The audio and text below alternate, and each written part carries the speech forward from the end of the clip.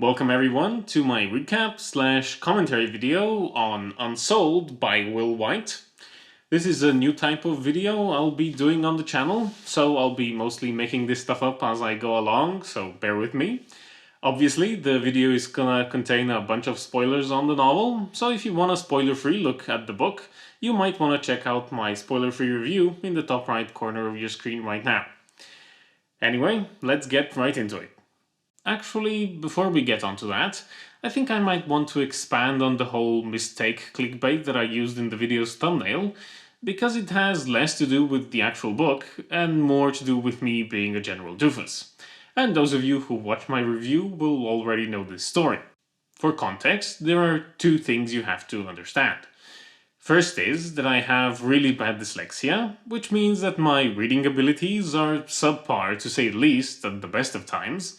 And the second is that while I enjoy every genre out there, I typically stick to reading fantasy and science fiction books, because those are the two genres I started my reading adventures on and I'm most comfortable with. Bearing all that in mind, the last time I was picking what book to read next, I'd made a conscious decision to seek out a book that was outside those two genres, for the sake of giving myself some variety and giving some variety also to my YouTube reviews. So I went onto Audible's book catalogs and was scrolling along, looking for something that would pique my interest, when I spot this book titled Unsolved, like an unsolved puzzle, and my mind immediately makes the connection of, oh, this is a mystery book, the reviews were pretty good, so I thought to myself, this is perfect. I hit buy, downloaded the audiobook to my phone, hit play, and about 2 paragraphs in, I noticed that something was very wrong. To my surprise, what I'd expected to be a mystery novel actually turned out to be a young adult fantasy book, and when I went back to double check the book's title, sure enough, it wasn't Unsolved, but rather Unsouled. And that's how I ended up reading this book.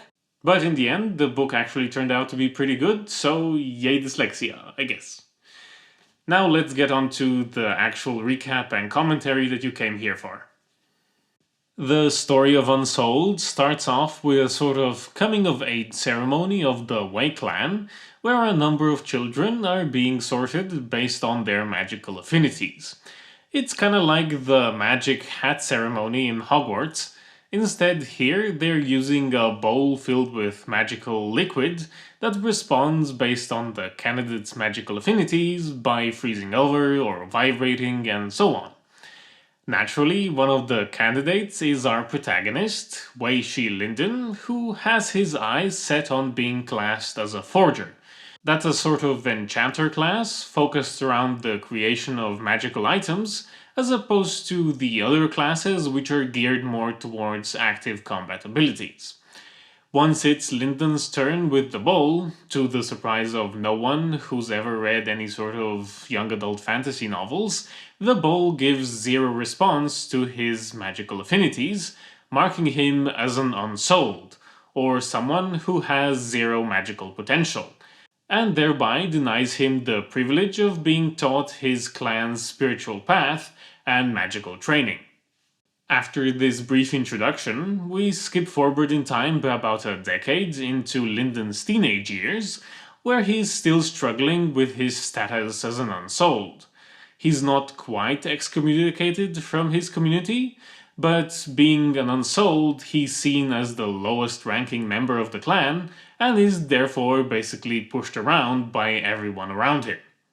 Undeterred by all of this, Lindon is set on advancing through the spiritual rankings just like his peers, from his current wood ranking into the copper, iron, and maybe even into the highest jade ranking.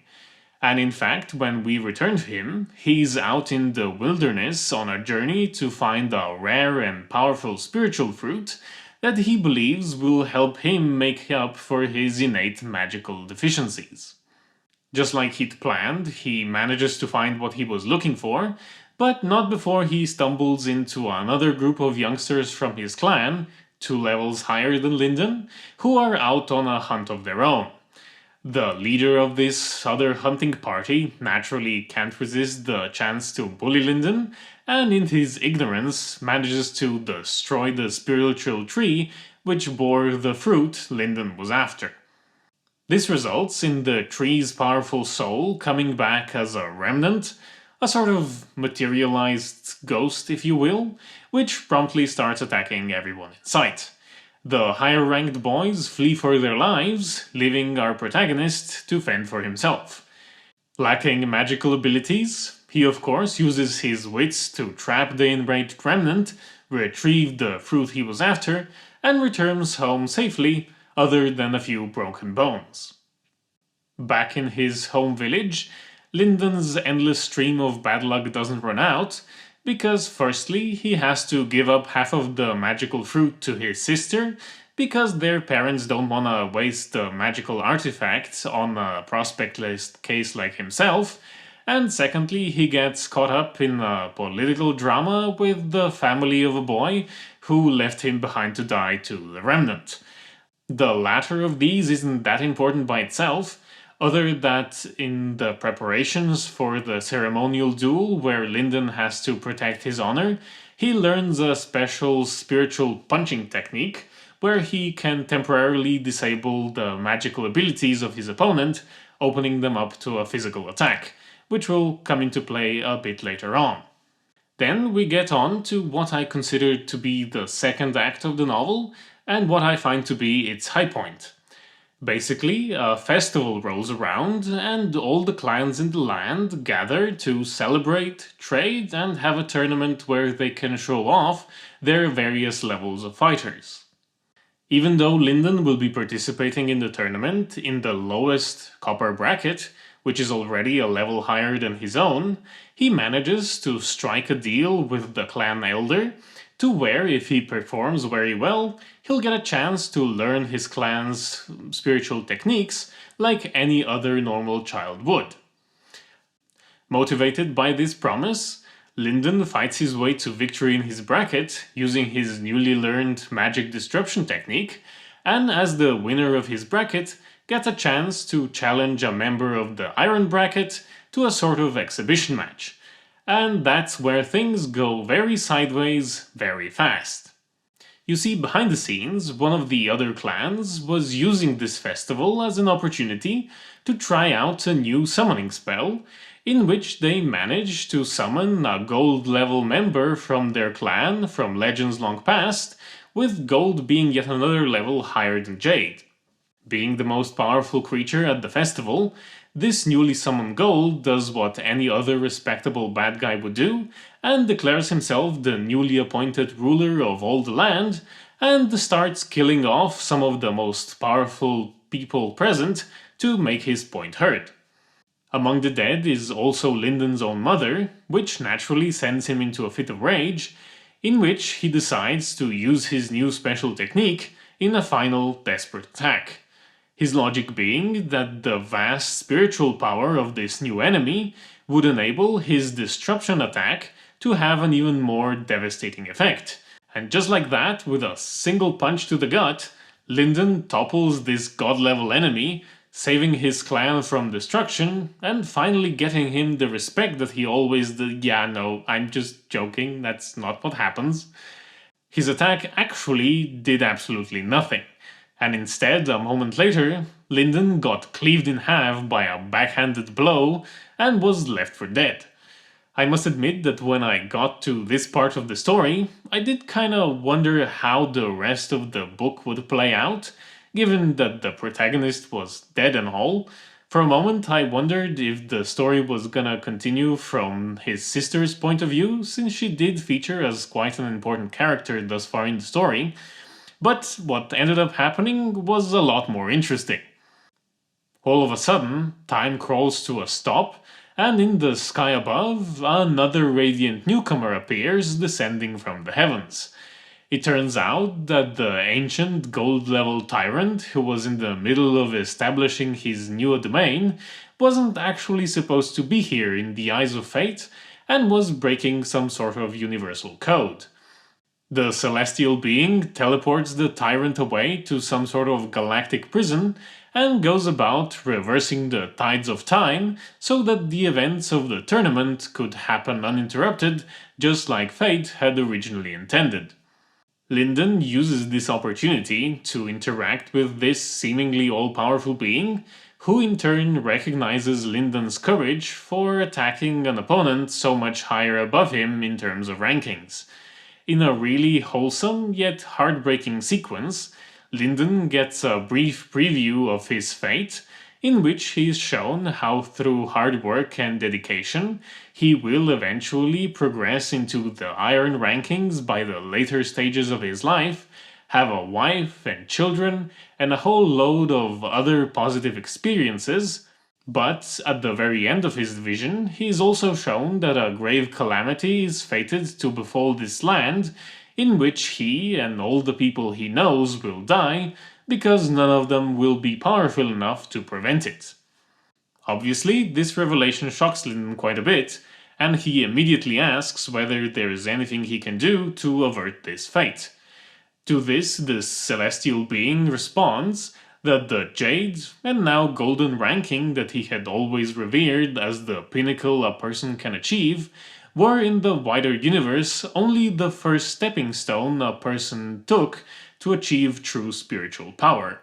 Essentially, the planet on which Lindon grew up on is so peaceful that everyone on it is very weak because they simply lack the challenging environment in which to progress.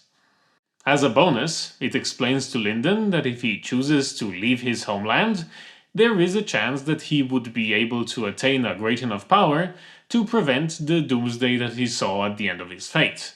And if he chooses to pursue that path, all he has to do is find a girl named Yaren in the mountains at the edge of his homeland, who is currently caught up in a fight with the Heaven's Glory School, essentially one of the top 4 clans in the land.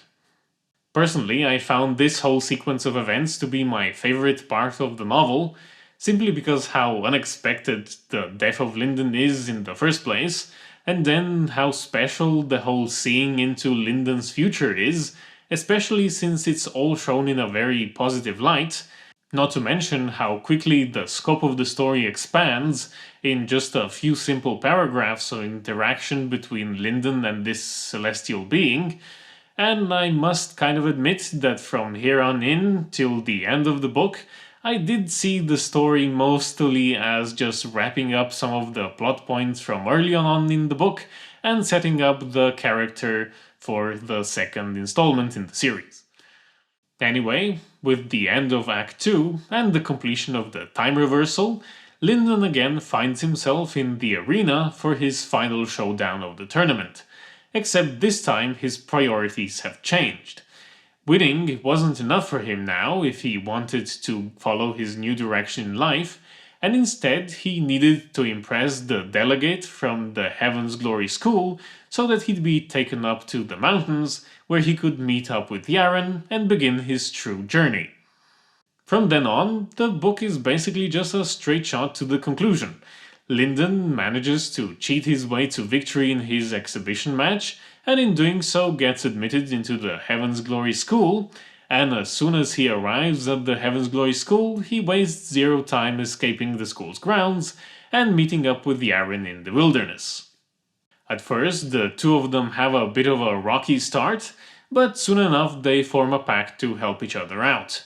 Yaren's main objective is to take revenge against the Heaven's Glory School for their murder of her former mentor, while all Lindon wants is for her to lead him beyond the mountains, where he can start leveling up his magical skills in earnest.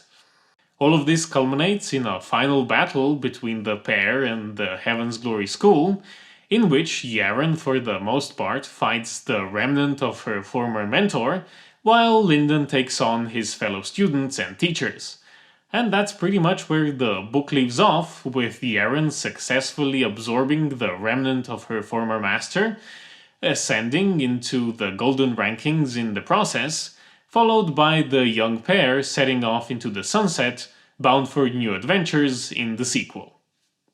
Having finished Unsouled, I'm really interested in seeing where the series goes as a whole, especially since there's so many installments of it out in print already. Obviously, I'd also like to see how Lindon evolves along his journey, but the moments I'm really looking forward to seeing the most are the moment when Lindon comes back to his village triumphant and completely overpowered compared to all of his peers, and maybe when Lindon has a chance to explore the catacombs under the Heaven's Glory School, which were hinted at towards the end of this novel. And with that, I think we've come to the end of this video.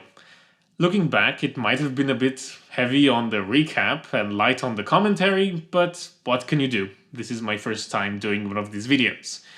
I hope you enjoyed, and if you did, I'd appreciate you leaving a like, or maybe even subscribing to the channel if you'd like to see more of these videos in the future.